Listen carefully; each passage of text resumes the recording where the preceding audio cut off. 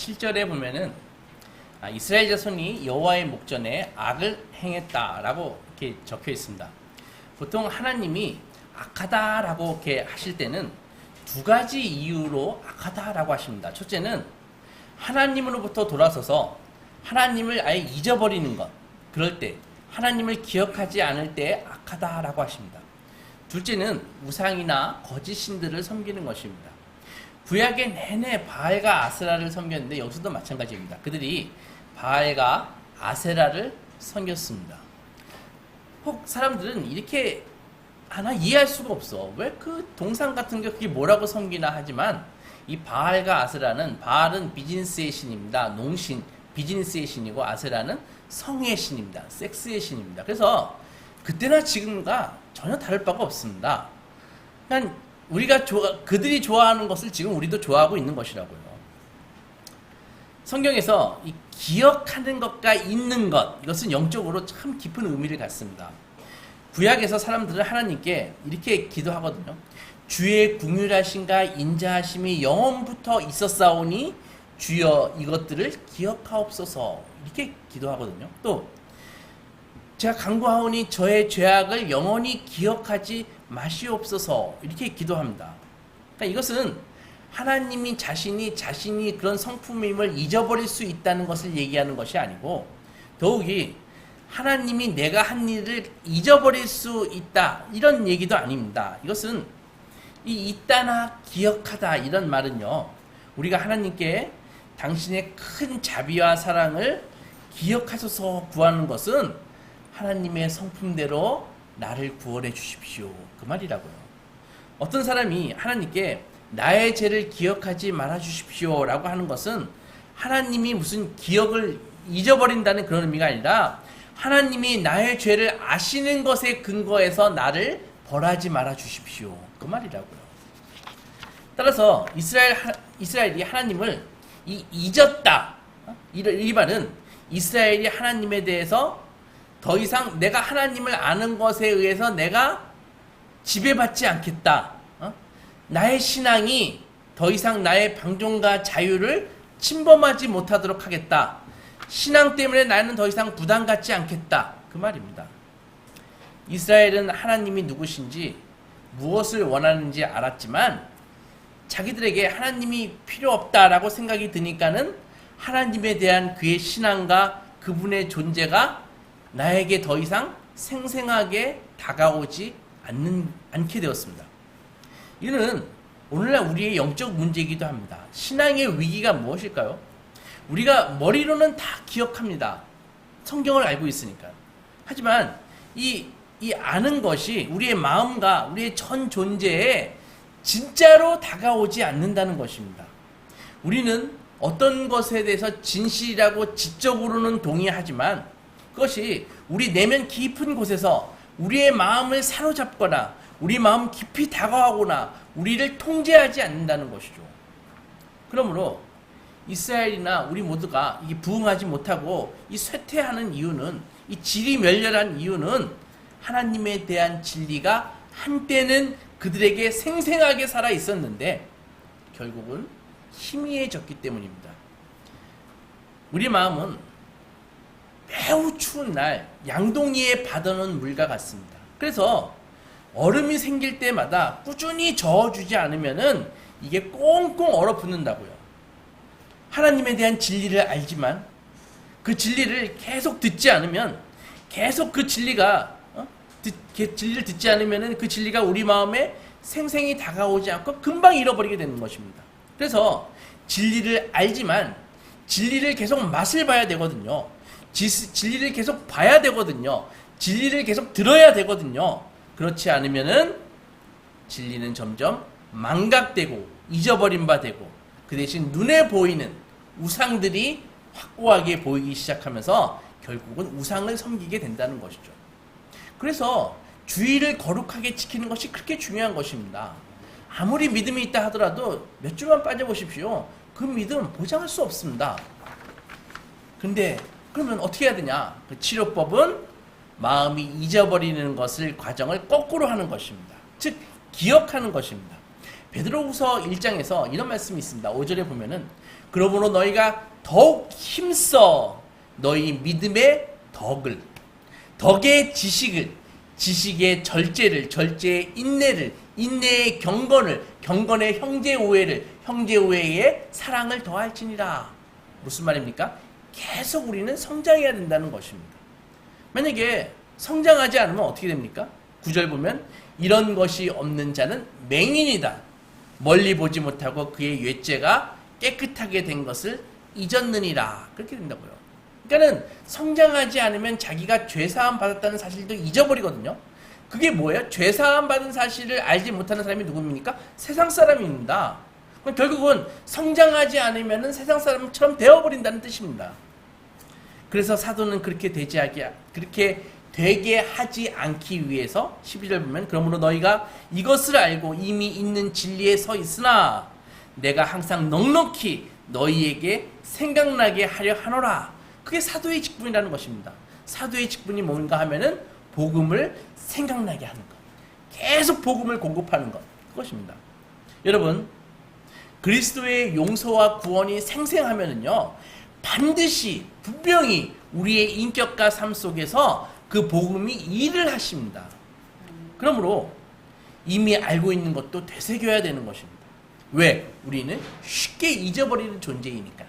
그래야 이 진리들이 머릿속에서 이해될 뿐 아니라 마음속에서 역사하기 때문입니다. 이스라엘이 안고 있는 문제를 우리도 갖고 있습니다. 그리스도를 믿고 성령이 있는 우리들조차도 쉽게 잊어버립니다. 그러면 어떻게 해야 잊지 않고 기억할 수 있을까요? 한 세 가지로 말씀을 드리면, 첫째는 성만찬입니다. 예수님이 우리를 위해 하신 일을 시각적으로 알게 해주셨는데, 기억하게 해주셨는데, 그것이 바로 성만찬입니다. 누가복음 22장에 보면은 19절에 또 떡을 가져 감사기도 하시고 떼어서 그들에게 주시며 이르시되 이것은 너희를 위하여 주는 내 몸이라. 너희가 이를 행하여 나를 기념하라. 이렇게 성찬이 우리 마음속에 복음의 실체를 생생하게 되새기는 예수님의 방법이라는 것이죠. 둘째는 성경을 읽을 때마다 성경의 내용을 공부만 하지 말고 성경을 묵상하고 반추, 되새김질 해야 된다는 것입니다. 진리를 인정할 뿐만 아니라 진리를 계속 기억하고 진리를 계속 느끼고 진리에 계속 감동을 받아야 된다는 것입니다. 셋째는 공동체입니다. 하나님을 예배하는 공동체 속에 있어야 하나님을 기억할 수 있다는 것입니다. 예수님은 성만찬을 개인 행사로 주지 않았습니다. 공동체 행사로 주셨습니다. 어떤 분들은 교회 안 나오고 집에서 인터넷으로 설교 듣고 그러면 신앙을 유지할 수 있다고 생각하는데, 그런데 잘못된 신앙입니다. 절대 그럴 수 없습니다. 하나님은 우리를 공동체로 부르셨습니다. 그래서 모여서 예배하는 공동체로 부르셨습니다. 여러분들, 마른 나무 토막 하나가 이 불을 유지할 수 있겠습니까? 금방 타버리고 끝입니다. 그러나 같이 모여서 공동체에 나와서 예배하고 같이 섬기고 같이 기도하고 같이 먹고 같이 울부짖을 때 신앙이 견고해지는 것입니다. 예배를 소홀히 하고 공동체에서 이탈하고자 하는 마음은 그거 다 원수가 주는 마음입니다. 특별히 우리 나이 든 남자들이 조심해야 됩니다. 나이 든 남자들은요, 자꾸 자연인이 되고자 하는 사람들이 많이 있습니다. 자꾸 동굴에 숨고 싶어 해요. 왜? 그걸 편하게 느낍니다. 그러나 절대로 공동체를 떠나서는 안 되는 것입니다. 오늘 본문 사사기 3장 7절에 보면은 이스라엘 자손이 여호와의 목전에 악을 행하여 자기들의 하나님 여호와를 잊어버리고 바알과 아세라들을 섬긴지라. 여호와께서 이스라엘에게 진노하사 그들을 메소포타미아 왕 굿산 리사다임의 손에 붙이셨으므로 이스라엘 자손이 굿산 리사다임을 8년 동안 섬겼더라. 우상이 좋아서 이스라엘이 자신을 우상에게 팔았거든요. 그러니까 하나님은 그 이스라엘을 굿산 리사다임에게 팔아버리십니다. 굿산 리사다임 그의 치아는 아주 고통스러웠죠. 왜? 착취를 하거든요. 강제 노동을 시키거든요. 그리고 노동을 안 하면은 때리거든요. 그러니까 고통스럽죠. 그러니까 9절에 보면 고통스러우니까 이스라엘 백성들이 여호와께 부르짖거든요. 여러분, 만약 하나님이 이 고통과 어려움을, 우상을 섬기는 이스라엘에게 고통과 어려움을 안 주시면은 이스라엘 백성들은 자기의 본 모습을 결코 볼 수 없었을 것입니다. 심판이 없다면은 이스라엘 백성들은 영적으로 자신들이 얼마나 노예가 되어 있고 심판이 다가오고 있다는 것도 깨닫지 못했을 거라고요. 고린도전서 11장에 보면은 32절에 하나님은 지금도요 우리에게도 똑같은 방법을 사용하십니다. 11절 보면은 우리가 판단받는 것은 주께 징계를 받는 것이니 이는 우리로 세상과 함께 정죄함을 받지 않게 하려 하심이라. 하나님이 우리에게 고난을 주시는 이유는 완전히 우상에 빠져서 하나님을 버려서 세상과 함께 정죄받지 않게 하기 위해서 우리에게 고난을 허락하시는 것입니다. 물리적 억압하에서 신음하던 이스라엘 백성들이 마침내 괴로우니까 예수님께 부르짖거든요. 그러면은 여호와께서 이스라엘 자손을 위해서 한 구원자를 세우셨습니다. 여러분, 고통에서 구원받는 방법은 의외로 간단합니다. 그저 하나님께 진실되게 부르짖는 것입니다. 우상으로부터 돌아서서 다시 하나님 여호와를 그들의 하나님으로 다시 모시면 되는 것입니다. 이스라엘 백성들은 회개했습니다. 여러분, 새로워지고 싶으십니까? 부흥하고 싶으신가요? 회개가 첫 번째 관문이라는 것입니다. 돌아섬, 회개, 첫 번째 관문이라는 것입니다. 거룩한 하나님께서는 정결한 영혼 위에서만 역사하실 수 있기 때문입니다.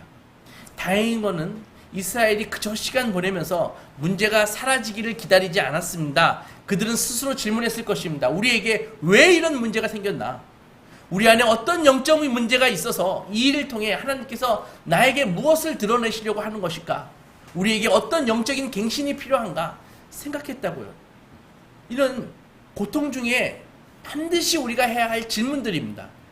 내가 지금 억압당하고 있다면 그 억압 배후에서 억압을 통해서 하나님이 손이 어떻게 역사하시는지를 그걸 보고 우리 자신을 정직하게 바라보고 성도는 여호와께 부흥을 달라고 부르짖어야 할 것입니다. 하나님은 우리가 우상을 섬기고 있을 때 문제를 보내시죠. 고통을 허락하시죠. 그리고 진심으로 부르짖으면은 하나님이 영적인 리더를 보내주십니다. 영적인 리더를 만나게 해주십니다. 오늘 성경에서 하나님이 택하신 리더는 온니엘입니다. 온니엘이 누군가 하면은 갈렙의 동생이자 사위입니다. 갈렙이 이제 나이가 많이 들어가지고 여호수아에게 이렇게 얘기했거든요. 헤브론을 가리키면서 이 산지를 내게 주십시오. 이게 얘기했거든요. 80이 넘어가지고 싸울 힘이 없어요. 그리고 여호수아가 그래 헤브론을 너에게 주겠다 하니까 갈렙이 공고를 냈습니다. 나 대신 싸워서 헤브론을 취해서 나에게 줄 사람에게 내가 내 사이로 삼겠다.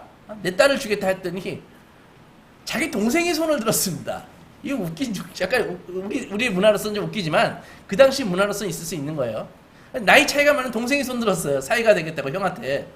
그래서 그게 온니엘인데 온니엘이 가가지고 헤브론을 가서 점령을 해가지고 갖고 온다고요. 그래가지고 자기 형의 사이가 되고 막 그 딸 악사는 그 와이프 악사는 막 갈렙에게 윗셈과 아랫셈 같은 것도 막 선물로 받고 그런다고요. 앞에 좀 읽어보세요.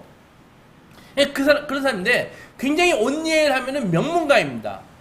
여호수아와 갈렙이 거의 투탑이잖아요. 근데 그 갈렙의 사이라고요. 그러니까 그 집안이 굉장히 좋았다고요. 그러니까는 온니엘 하면은 이스라엘 백성이라면은 그래 저 사람이 사사가 돼야지 그런 사람이라고요. 하나님은 당신이 택한 리더를 통해서 이스라엘 백성을 구원하십니다. 하나님을 잊은 백성에게 문제를 보내시고 영적 리더를 보내셨죠. 그 다음에 한 가지를 더 보내십니다. 그게 무엇입니까? 하나님의 영도 보내신다는 것입니다. 10절을 보면 여호와의 영이 그에게 임하셨으므로 그가 이스라엘의 사사가 되어 나가서 싸울 때 여호와께서 메소포타미아 왕 굿산 리사다임을 그의 손에 넘겨주심에 온니엘이 손이 굿산 리사다임을 이기니라. 하나님께서 온니엘에게 성령을 보내주십니다. 그래서 온니엘은 사사의 지위를 사사의 그 능력을 수행할 능력을 얻게 되는 것입니다. 그래서 이스라엘을 구원합니다. 구약에서 이렇게 한 리더에게 성령을 보내시는데 이 신약 시대에서는 하나님께서 성령을 이제는 교회에게 보내십니다. 사도행전 4장에 보면은 31절에 이런 말씀이 있습니다. 예수께서 승천하신 다음에 성도들이 모여서 기도했거든요. 그때 빌기를 다음에 모인 곳이 진동하더니 무리가 다 성령이 충만하여 담대히 하나님의 말씀을 전하니라. 그렇게 요약하자면 하나님을 잊고 우상에 빠질 때 하나님께서 막 문제를 보내십니다. 고통을 주십니다.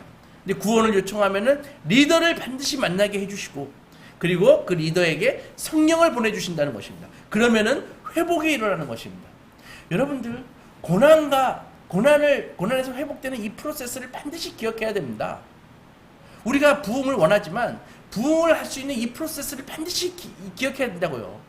고통 가운데 부르짖을 때, 진실되게 부르짖고 회개할 때 하나님께서 리더를 만나게 해주신다고요. 그리고 리더를 그냥 보내시는 것이 아니라 그 리더를 만난 그 리더와 그 교회에게 성령을 부어주신다고요. 그럴 때 회복이 일어나는 것입니다.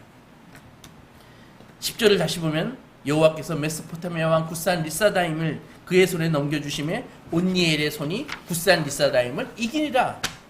영적인 갱신이 일어나죠. 11절 보면 그 땅이 평온한 지 40년 동안 평화를 주십니다.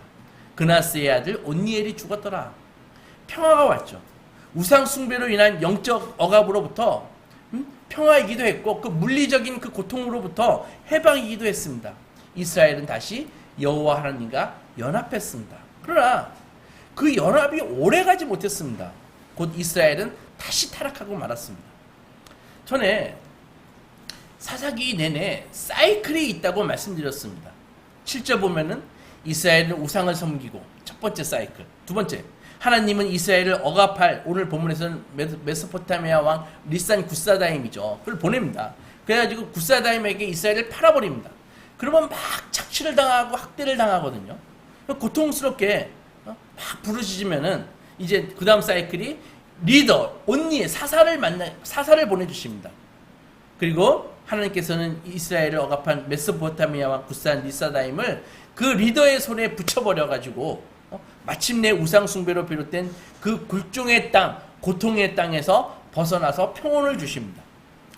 여기서 무엇을 알 수 있습니까? 구원은 반드시 하나님이 보내신 해방자를 통해서 이루어진다는 것입니다. 거짓 신들의 그 비참한 노예로 사는 대신에 이제 하나님을 기쁘게 섬기는 이 평화가 이루어지는 것은 하나님의 그 구원의 역사가 일어날 때뿐, 그때만 가능하다는 것입니다. 잊지 마십시오. 우리는 부흥을 만들어낼 능력이 없습니다. 다만 우리는 하나님께 구원해달라고 부르짖을 뿐입니다. 둘째로 이 이야기는 이 사이클이 평화로 끝나지 않는다는 것이 사실입니다. 이 사사기의 사이클은 반드시 죽음으로 끝을 맺습니다. 일이 잘 되어 가다가 어떻게 돼요? 11절 보면 그나스의 아들 온니엘이 죽어버린다고요. 죽죠. 그 땅에 평온한 지 40년에 그나스의 아들 온니엘이 죽었더라. 구원과 평화가 하나님의 보내신 그 사사 온니엘에게 달려있는데 그가 죽어버렸습니다. 어떻게 돼요? 그가 있는 동안은 평안했지만은 그가 죽으니까 오히려 더 악하게 되었다라고 기록되어 있습니다. 리더가 죽어버렸으니까. 여러분들 교회사를 살펴봐도 우리는 기억하는 부흥이 있습니다. 한국에도 있고 외국에도 있습니다. 근데 그 부흥이 지속되던가요? 아니에요. 일시적이었을 뿐입니다. 그것이 도대체 왜 그랬을까? 그거 한번 생각해 보신 적이 있으십니까? 왜 정말 이 한국 전체를 다 이 대한민국을 들었다 놨다 할 정도로 뜨거웠던 부흥이 있었는데 왜 지속되지 못할까? 교회도 마찬가지예요. 한때 부흥했던 교회가 왜 쇠락을 해버릴까?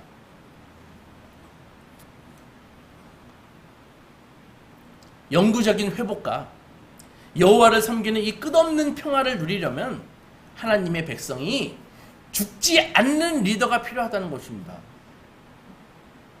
11절이 뭘 말해주고 있어요? 하나님의 교회의 모든 인간 리더는 아무리 훌륭해도 온니엘이라 할지라도 성령 충만하다 할지라도 문제가 있다는 것을 알려주는 거예요. 따라서 이 말씀은 이제는 새로운 리더를 찾아야 된다. 다음과 같이 말씀하시는 리더를 찾아야 된다. 어떤 말씀? 계시록 1장에 보면 17절에 이런 말씀을 하시는 분을 찾아라. 두려워하지 말라. 나는 처음이요 마지막이니 곧 살아있는 자라. 내가 전에 죽었었노라. 볼지어다 이제 세세토록 살아있어 사망과 음부의 열쇠를 가졌다. 이렇게 말하시는 분을 찾으라는 것입니다. 온니엘은 그가 죽기 전에 40년간의 평화를 이루었죠. 그러나 알파와 오메가가 되시는 예수께서는 영원한 평화를 주십니다. 여러분 자신의 진정한 리더가 누구십니까? 온니엘인가요? 아주 유력한 인간입니까? 요즘 같으면 젊은 친구들 같으면 연예인이나 스포츠 스타일 것입니다. 또 누가 리더입니까? 여러분 자신입니까? 아니면 처음과 나중 되신 예수 그리스도입니까? 한번 정직히 물어보십시오. 이거 아는 거 어렵지 않습니다. 나를 진짜 움직이게 만드는 그 명령을 내리는 자가 나인지 예수님인지 세상의 리더인지 한번 생각해 보라는 것입니다. 내 생각과 성경이 충돌할 때 슬그머니 내가 내 뜻대로 해버리면 실질적으로 나의 리더는 나입니다. 그죠? 내 생각과 말씀이 충돌할 때 내가 비록 힘들지만 말씀을 선택했다. 그러면 그분의 리더는 예수인 것입니다. 어렵지 않습니다. 본인에게만 정직하다면. 온니엘의 죽음과 함께 사이클이 다시 시작됐죠. 12절 보면 이스라엘 자손이 또 여호와의 목전에 악을 행하니라. 이스라엘 자손이 여호와의 목전에 악을 행함으로 여호와께서 모압 왕 에글론을 강성하게 하셔서 그들을 대적하게 하시매 에글론이 암몬과 아멜렉 자손들을 모아가지고 와서 이스라엘을 쳐서 종려나무 성읍을 점령한지라. 이에 이스라엘 자손이 모압 왕 에글론을 18해 동안 섬기니라. 이번에는 다시 또 타락해가지고 우상을 섬기니까 하나님이 이번에 이스라엘 백성을 모압 왕 에글론에게 팔아버리십니다. 그러니까는 이제는 전에는 굿산 리사다임 한 명에게 당했는데 이제는 연합군 암몬과 아멜렉 연합군에 의해서 가혹한 통치에 직면합니다. 지난번보다 상황이 더 악해졌습니다. 이제는 암몬과 아말렉이 쌍으로 이스라엘을 학대하고 착취했다고요. 이 온니엘 때는 8년 동안 그 리산 굿사다임의 치하에 있었는데 이번에는 18년 동안 암몬과 아말렉의 그 치하에서 고통당하는 것이죠. 더욱이 땅도 빼앗겼습니다. 어느 땅입니까? 종려나무 성읍을 빼앗겼다. 종려나무 성읍이 어디입니까? 종려나무 성읍은 여리고성입니다. 여리고성이 어디예요? 요단을 건너서 출애굽해서 요단을 건너서 첫 번째 가나안의 관문이었잖아요. 무엇보다도 그곳은 하나님이 이스라엘 백성이 하나님을 온전히 섬기고 순종할 때 싸우지 않고 하나님이 승리를 주셨던 것 아닙니까? 그런데 그 승리의 장소가 이제는 어떻게 돼요? 에글론으로 하여금 이스라엘을 이기게 하신 패배의 장소로 변해버렸다고요. 그런 것입니다. 우리가 우상을 섬기고 지키고 있는 이 알량한 것들 한순간에 패배의 장소가 될 수 있다는 것입니다. 지난 사이클에서와 마찬가지로 하나님이 문제를 내보내실 때 이번에도 이스라엘 백성들이 부르짖었습니다. 못 살겠습니다. 살려주십시오. 하나님께서 또 리더를 보내십니다. 15절 보면 이스라엘 자손이 여호와께 부르짖음에 여호와께서 그들을 위하여 한 구원자를 세우셨으니 그는 베냐민 사람 게라의 아들 왼손잡이 에웃이라. 이스라엘 자손이 그를 통하여 모압 왕 에글론에게 공물을 바칠 때. 여기 왼손잡이라고 나와 있는데 우리가 아는 오른손잡이 왼손잡이가 아닙니다. 여기 원어적인 의미에는 오른손에 장애를 가져서 쓸 수 없는, 그래서 왼손밖에 쓸 수 없는 사람, 그게 왼손잡이라고요. 이 온니엘과는 굉장히 대조적인 사람입니다. 온니엘은 누가 봐도 그렇지, 저 집안에서 사사가 나와야지, 그런 사람이고, 에웃은 저 장애인 아니야? 저게 무슨 사사야? 이런 사람이 에웃이라고요. 하나님이 이번에는 에웃을 선택하셨습니다. 근데 사실은 굉장히 적합한 사람이에요. 나중에 스토리를 읽어보면은 에웃이 하는 일이 이제 에글론에게 이 조공을 바치는 일을 했거든요. 조공을 바치는 관리 일을 시켰다고요. 그러니까는 오른팔이 없잖아요. 오른팔을 못 쓰잖아요. 그러니까는 에글론의 그 부하들이 보고서 이 긴장을 하지 않는 것입니다. 그래, 저 장애인이 뭘 하겠어. 그냥 통과 이렇게 했다고요. 그래서 에웃은 그냥 그 조공을 탁 수레를 끌고 사람들 뒤를 대동하고 막 조공을 바치니까 이 완전히 긴장을, 그 에글론의 사람들은 긴장을 늦추는 것이죠. 그런데 그 에웃이 1규빗 한 50cm 정도 되는 칼을 양쪽에 칼을 날카롭게 갈았습니다. 그리고 그래가지고 오른쪽에 허벅지에다가 탁 숨겼다고요. 보세요. 보통 사람들은 오른손을 쓰잖아요. 칼을 어디에 차겠습니까? 왼쪽에 차는 것입니다. 그래서 왼쪽에서 이렇게 뽑잖아요. 근데 이 한쪽을 오른쪽을 못 쓰니까 에웃은 칼을 오른쪽에다가 이렇게 허벅지에 숨겼다고요. 또 재밌는 게 이 에글론 이 사람이 이 왕이 굉장히 비둔한 자였습니다. 그러니까 그렇게 조공을 막 받아먹어가지고 그렇게 뚱뚱하게 된지 모르겠지만 거의 뭐 움직임이 둔할 정도로 이렇게 비둔한 자였다고 이렇게 성경에 나와 있죠. 그래서 공물을 에웃이 이제 일행이 공물을 탁 바치고 왕이시여 우리 이번에 공물입니다. 딱 조공을 바치고 나와가지고 탁 들어가다가 에웃이 너희를 먼저 가. 그리고 에웃이 혼자서 탁 다시 에글론에게 와가지고 왕이여 제가 은밀한 일을 왕에게 말씀드리겠습니다. 우리 하나님이 당신께 하실 말씀이 있다고 합니다. 하니까 이게 주의를 딱 보니까는 좀 은밀하게 하고 싶습니다. 하니까는 주의를 다 물려줬다고요. 그렇게 주의를 물려주는 이유도 저 사람이 장애인이 뭐 우리 어떻게 하겠어? 우리 왕을 이런 생각을 했다고요. 그래서 이제 밖에서 탁 기다리는데 그래서 왕에게 다가가는 것이죠. 왕도 전혀 긴장을 안 하고 있는 것입니다. 오른팔도 못 쓰지 뭐 호리호리한 장애인이 나한테 뭘 하겠어 하면서 그래서 하나님께서 당신에게 할 말이 있습니다 하고 탁 귓속말로 하려고 그러니까 일어섰다고요. 그때 에웃이 오른쪽에서 칼을 뽑아가지고 꽉 찔렀는데 여기 보면은 칼자루가 몸을 통과할 정도로 세게 찔러버렸습니다. 막 기름이 엉켰다 그렇거든요. 그러고 나가지고 칼도 뽑지 않고 조용히 나와가지고 문을 잠그고 밖으로 나왔다고요. 근데 경비병들이 왜 안 들어갔을까? 이 생리적으로 이게 참 성경이 진리인 게 이 생리적으로 그렇게 칼로 이렇게 죽잖아요. 그러면은 변을 본답니다. 변을.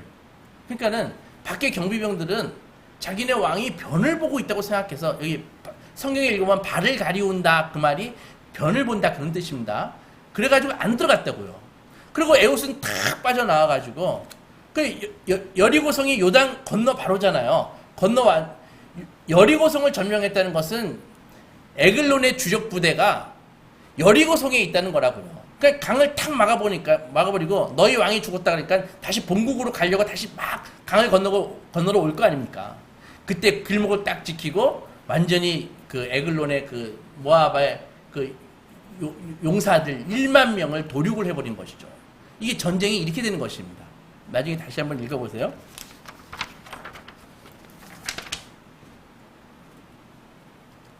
많은 사람들이 야, 왜 사사가 치사하게 이렇게 사기를 쳐서 상대방을 속여서 이 암살을 하냐 이렇게 하지만 에웃 자신은 하나님이 자기를 통해서 역사하셨다는 것을 확신합니다. 28절 보면 이런 말씀이 있습니다.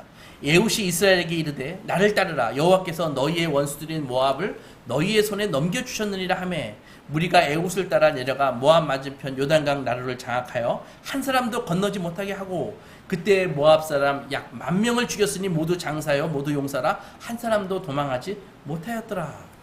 그러니까는 에웃이 먼저 단독으로 모압왕 에글론을 죽이는 성과를 내지 않았다면은 아마 이스라엘은 에웃을 쫓아가지고 같이 전쟁을 안 했을 거라고요. 여기서 우리는 하나님이 항상 이 일반적이고 당연하고 우리의 상상대로 하나님이 역사하시는 분이 아니라는 것을 우리는 알아야 되는 것입니다. 이렇게 하나님께서는 이번에도 하나님의 백성을 자유케 하시고 적에 대한 승리를 주시고 무려 80년 동안의 평화를 주셨습니다. 하나님께서 전혀 예상하지 못하는 리더를 보내시고 예측하지 못하는 그런 수단을 통해서 말입니다. 에웃은 하나님의 백성을 어떻게 구하시는지 누구나 인정할 수 있는 그 사사 온니엘이나 삼갈 이런 사람보다 우리에게 더 많은 인사이트를 준다고요. 사사기를 정밀하게 읽어보면요, 이 사사와 이스라엘 구원 이 사이클 사이에 시간이 갈수록 미묘한 변화가 있습니다. 그게 뭐냐면은 이스라엘이 타락하는 것은 동일하거든요. 그런데 이후의 사사들이 점점 이스라엘을 구원해야 되는데 이 사람들이 점점 자신을 구원하는 쪽으로 자꾸 방향을 튼다고요. 자신이 뭔가 자꾸 얻으려고 그런다고요. 그리고 전쟁에 처음에는 이스라엘 전체가 참여하거든요. 근데 시간이 갈수록 전쟁에 일부 지파만 참여하는 것을 관찰할 수 있습니다. 온니엘은 온니엘이 이스라엘 사사로서 나가 싸울 때는 이스라엘 모든 백성이 나가서 같이 싸웠다고요. 근데 에훗은 이스라엘 자손을 전투로 이끌기 전에 미리 자기가 가가지고 에글론을 제거했다고요. 무찔렀다고요. 그 다음 사사인 드보라와 바락은요, 이 둘이 함께 이스라엘 전체가 아니라 스볼론과 납달리 지파만 데리고 전쟁을 했다고요. 마지막 사사인 삼손은 어떻게 했어요? 자기 혼자 힘으로 이스라엘을 구원해야 했다고요. 그리고 이스라엘 백성은 한 번도 삼손을 존경해 본 적이 없습니다. 오히려 삼손이 숨어 있으면 그걸 붙잡아다가 자꾸 블레셋에다가 붙잡아다가 줬다고요. 이게 우리에게 어떤 메시지를 줄까요? 바로 이 사사들은요, 앞으로 오실 최종 사사가 어떤 분이니까 그것에 대한 메시지를 주고 있는 것이라고요. 최종의 마지막 사사, 앞으로 오실 최종의 사사는 누구도 사사라고 인정하지 않는 사사, 누구도 기대하지 않는 사사, 왼손잡이 장애인이 될 것이라고요. 사람들은 그 최종적인 사사가 왔을 때 우리가 보기에 흠모할 만한 아름다운 것도 없고 멸시를 받아 버림받았다, 그렇게 전부 알게 된다고요. 그리고 그의 백성을 통해 그 사사는 누구랑 같이 싸우는 것이 아니라 홀로 승리를 쟁취하셨고 사람들에게서 어떠한 도움도 받지 않았습니다. 에훗처럼 자신의 그 연약함을 통해서 그의 백성의 원수를 무찌르셨습니다. 에훗 이후의 모든 사사는 예수 그리스도를 가리킵니다. 그러나 그들과 달리 예수님은 에훗처럼 속임수를 쓰지 않으셨습니다. 드보라와 바락같이 외부의 지원을 요청하지도 않고 기드온처럼 자기가 왕이 되려는 야심을 드러내지도 않았습니다. 입다처럼 성급한 약속으로 자기 딸의 인생을 망쳐놓지도 않았고 삼손처럼 어떤 성적인 그런 핸디캡을 보이지도 않으셨습니다. 예수께서 사사기의 온니엘의 기록처럼 모든 것에 흠이 없으셨습니다. 그러나 온니엘과 달리, 온니엘은 주류였잖아요. 예수님은 철저히 비주류였습니다. 흙수저였습니다. 그리고 누구도 그를 사사로, 메시아로 주목하지 않았습니다. 예수님은 다른 사사들처럼 전쟁에서 승리하지 못했습니다. 오히려 갈보리 십자가 위에서 처참하게 죽으심으로써 패배를 통해 그의 백성을 해방하셨습니다.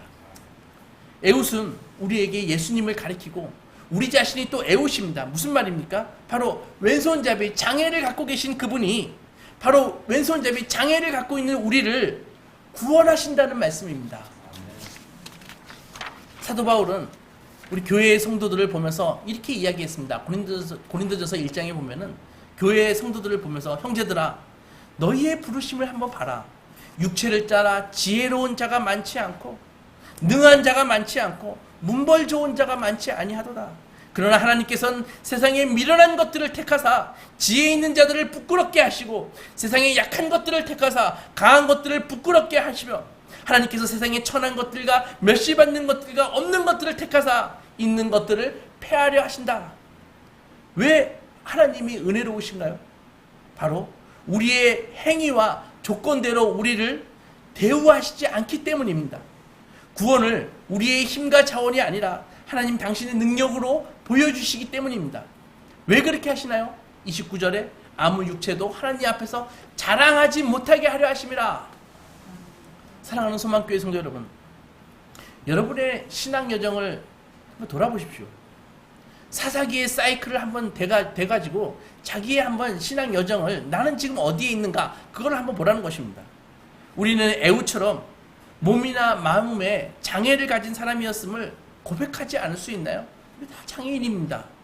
하나님께서는 그런 왼손잡이와 같은 우리가 전혀 상상하지 못하는 그런 왼손잡이를 통해서 정말 뜻밖의 방법으로 구원하셨고 여기까지 인도하셨습니다.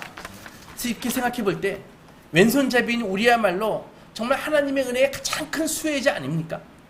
이스라엘의 이 타락, 심판, 구원, 평화, 다시 타락, 이 사이클을 살펴보면서 우리는 지금 어디에 있는가를 생각해 보게 됩니다. 여러분들은 어디에 계시나요? 하나님과 그분의 은혜를 잊고 지금 타락의 사이클 한중간에 계십니까? 아니면 심판으로 인해 부흥은커녕 지리한 고통의 사이클에 그렇게 있으신가요? 아니면 구원자를 방금 만나서 고통에서 벗어나 은혜 가운데 지금 진입하고 계시는 중입니까? 혹은 이제 구원자와 연합해서 평화와 축복의 시대를 사시고 계십니까? 어디쯤에 있으십니까? 어느 사이클에 있건 분명한 것은 우리에게 사사가 필요하다는 사실입니다. 그리고 그 사사는 온니엘이나 에우처럼 인간처럼 죽는 사사가 아니라 죽지 않는 영원히 살아계신 알파와 오메가가 되신 사사가 필요하다는 것입니다. 그 사사와 연합할 때만 우리는 진정한 회복과 부흥의 시대를 살 수 있습니다. 잊지 마십시오. 우리가 고대하는 그 부흥과 회복은 최종 사사이신 예수 그리스도를 진정한 리더로 모실 때만 가능합니다. 아무쪼록 우리의 사사 되신 예수 그리스도를 의지하시고 그분과 온전히 연합하셔서 내가 섬기고 있는 우상을 회파하고 세상과의 전투에서 승리하고 신앙과 인생의 부흥을 구가하시는 소망의 자녀들이 되시기 주님의 이름으로 축원합니다. 아멘.